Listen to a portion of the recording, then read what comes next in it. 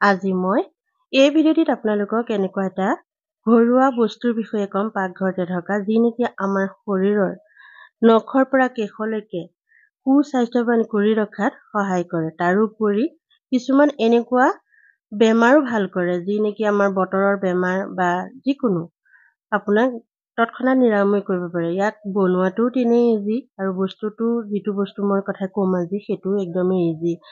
নমস্কাৰ দৰ্শকবৃন্দ, পুনৰ স্বাগতম জনাইছো আপোনালোকক অসমীয়া ইউটিউব চেনেল ডেইলি টিপছলৈ, য'ত নেকি আমি সদায় জানো কি অসমীয়া বনদৰৱৰ বিষয়ে। আমাৰ অসমখন বনদৰৱতেই চহকী। সেই বনদৰৱসমূহ চিনি নাপাওঁ আৰু সেইখিনি কেনেকৈ প্ৰকৃততে ব্যৱহাৰ কৰিব লাগে, কিমান পৰিমাণত, সেইখিনি নজনাৰ কাৰণে আমি এই যিখিনি মূল্যৱান লাভ তাৰ পৰা আমি বঞ্চিত হৈ থাকো।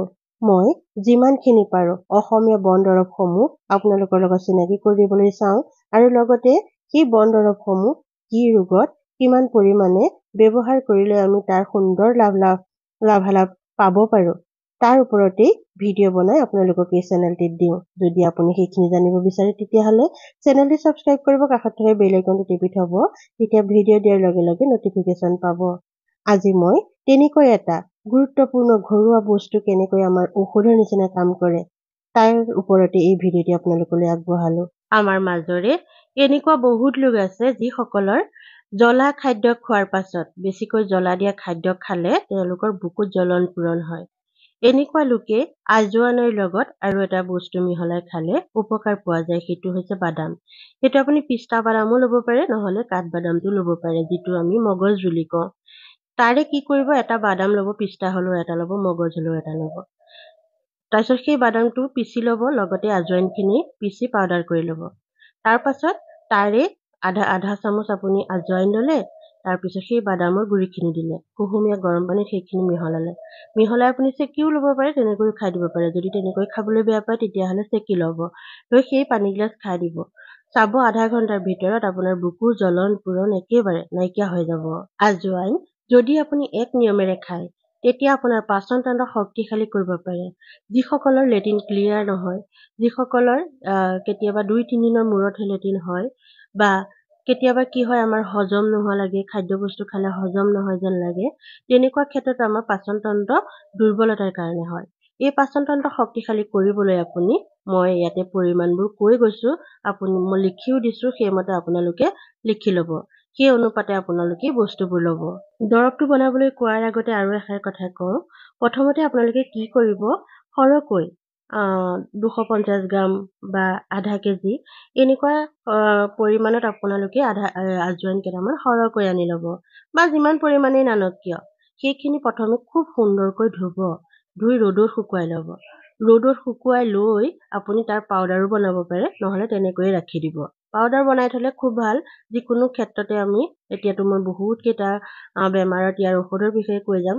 পাউডাৰ হ'লে কি হয়, তাৰে এচামুচ দিলে, দৰৱটো বনালে, লগত যিকেইটা দিব লাগে দি দিলে, আপোনাৰ দৰৱ তৎক্ষণাত ৰেডি, পিছাৰো কোনো খেলি মেলি নাথাকে। গতিকে পিচিও থৈ দিব পাৰে। কিন্তু এতিয়া মই যিখিনি দৰৱৰ বিষয়ে ক'ম, আজৱাইনখিনি কিন্তু প্ৰথমতে খুব ধুনীয়াকৈ ধুই ল'ব, কাৰণ খেতি পথাৰৰ পৰা ডাইৰেক্ট দোকানলৈ আহে ন, তাতে কি কি থাকে ক'ব নোৱাৰি। খুব সুন্দৰকৈ ধুই ৰ'দত শুকুৱাই এয়াৰটাইট কণ্টেইনাৰত আপুনি ভৰাই ৰাখিব। এতিয়া পাচন তন্ত্ৰ শক্তিশালী কৰিবলৈ আমি কি ল'ম, দৰৱটো কেনেকৈ বনাম সেইটো চাওক।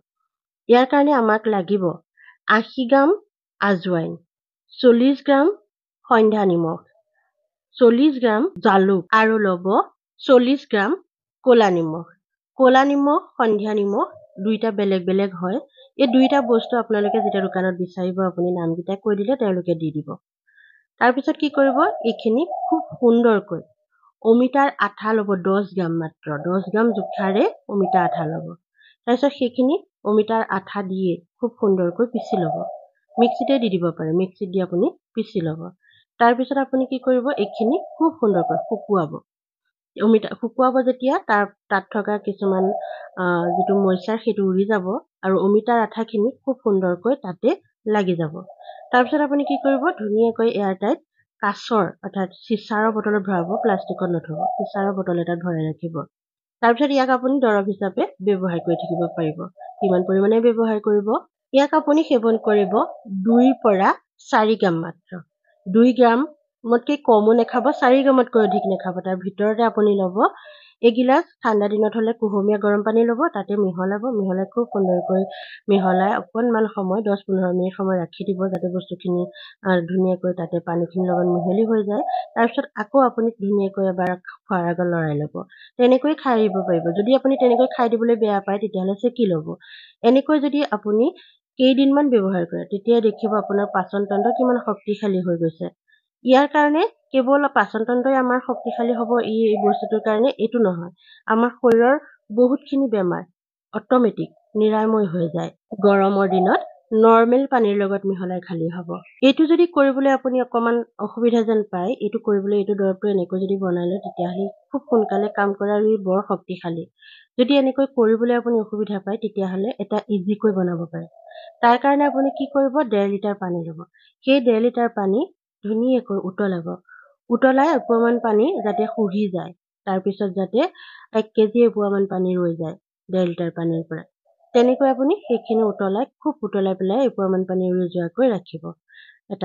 ধুনীয়াকৈ সেইখিনি নমাই ৰাখিব। নমাই ৰখাৰ পাছত আপুনি কি কৰিব, আধা কেজি লাগিব কিন্তু আজৱাইন। আধা কেজি আজৱাইন খুব ধুনীয়াকৈ ধুই ৰ'দত শুকুৱাই পিচি তাৰ গুড়ি উলিয়াই ল'ব। তাৰপিছত সেই গুড়িখিনি আপুনি সেই পানীতে মিহলাই দিব। মিহলাই দি কমচে কম 3-4 ঘণ্টাৰ কাৰণে ধুনীয়াকৈ সাফৰ মাৰি ৰাখি দিয়ক, ঢাকন দি ৰাখি দিয়ক। তাৰ পাছত আপুনি কি কৰিব, 3-4 ঘণ্টাৰ মূৰত সেইখিনি ধুনীয়াকৈ চেকি কাঁচৰ বৈয়াম বা বটলত ভৰাই ৰাখক। ডেইলি দিনে 2 বাৰকৈ, ৰাতিপুৱা আৰু গধূলি 50 গ্ৰামকৈ তাৰ পৰা উলিয়াওক আৰু খাওক। চাওক আপোনাৰ পাচন তন্ত্ৰ কিমান শক্তিশালী হ'ব, আপোনাৰ বস্তু কেনেকৈ হজম হৈ যায়। খাদ্য খোৱাৰ পাছতো খাব পাৰে, খাদ্য খোৱাৰ আগতো খাব পাৰে। ৰাতিপুৱা যদি খায়, খালী পেটতে খাব। যদি আপুনি ৰাতিও খায়, তেতিয়া আপুনি কি কৰিব, খাদ্য খোৱাৰ পাছত খাই শুই থাকিব। চাবচোন, কেৱল পাচন তন্ত্ৰই নহয়, আমাৰ শৰীৰৰ বহুখিনি ৰোগ নিৰাময় কৰিব পাৰি। আমাৰ এণ্টিঅক্সিডেণ্ট বৃদ্ধি পায়। এণ্টিঅক্সিডেণ্ট বৃদ্ধি পালে আমাৰ কি হয়, ৰোগ নিৰাময় শক্তিয়ে নহয়নে? ৰোগ নিৰাময় শক্তি যেতিয়া আমাৰ বৃদ্ধি পায়, তেতিয়াহ'লে আমাৰ শৰীৰত সহজতে সৰু সুৰা ৰোগে বাঁহি ল'ব নোৱাৰে। আৰু যেতিয়া আপুনি 50 গ্ৰামকৈ পানী খাবলৈ ল'ব, তাতে আপুনি আপোনাৰ সোৱাদ অনুসৰি নেমুৰ ৰসো মিহলাই ল'ব পাৰে। গৰম দিনত আপুনি নেমুৰ ৰস মিহলাই ল'লে আপোনাৰ জোখাৰে আপুনি ভাল পাবলৈ ক'লা নিমখ বা সন্ধ্যা নিমখ তাৰো অকণমান মিহলাই ল'ব পাৰে। এনেকৈ আপুনি আপোনাৰ সোৱাদো বঢ়াই ল'ব পাৰে, একো অসুবিধা নহয়। এনেকৈ 50 গ্ৰামকৈ যদি পানী খায়, তেতিয়াহ'লে আপোনাৰ হজম শক্তি বৃদ্ধি কৰিব। যিসকলৰ লেট্ৰিন ক্লিয়াৰ নহয়, তেওঁলোকৰ লেট্ৰিন ক্লিয়াৰ হ'ব। যেতিয়া আমি যি খাদ্য খাওঁ সেয়া ভালকৈ হজম হয়, লেট্ৰিন ক্লিয়াৰ হয়, তেতিয়াহ'লে আমাৰ শৰীৰলৈ আধা আধি বেমাৰ আহিবই নোৱাৰে। কেতিয়াবা আমাৰ তৎক্ষণাৎ কিবা কাৰণত আমাৰ বমি বমি ভাৱ আহে, নহয়নে? কিমান অশান্তি লাগে। সেই বমি বমি ভাৱ অহাৰ লগে লগে আপুনি যদি তাৰ পৰা 50 গ্ৰামমান পানী উলিয়াই লৈ খাই দিয়ে, সেই বমি ভাৱ তৎক্ষণাৎ নাইকিয়া হৈ যায়। কেতিয়াবা আমাৰ পেট বিষায়। সেই পেট বিষালেও যি কাৰণতে পেট নিবিষাওক কিয়, আপুনি সেই পানী 50 গ্ৰাম ল'ব, তাতে সন্ধ্যা নিমখ মিহলাব বা ক'লা নিমখ মিহলাব, মিহলাই খাই দিব। 10-20 মিনিটৰ পিছতে আপুনি পেটৰ বিষৰ পৰা আৰাম পাই যাব। ভিডিঅ'টিত দিয়া যিখিনি ইনফৰমেশ্যন, সেইখিনি যদি আপোনাৰ কাৰণে অকণমান হ'লেও উপকাৰ অহা যেন লাগিছে, তেতিয়াহ'লে ভিডিঅ'টি এটা লাইক কৰিব। পুনৰ লগ পাম আন এটা গুৰুত্বপূৰ্ণ ভিডিঅ'ৰ যোগেদি। আজিলৈ আহোঁ, নমস্কাৰ।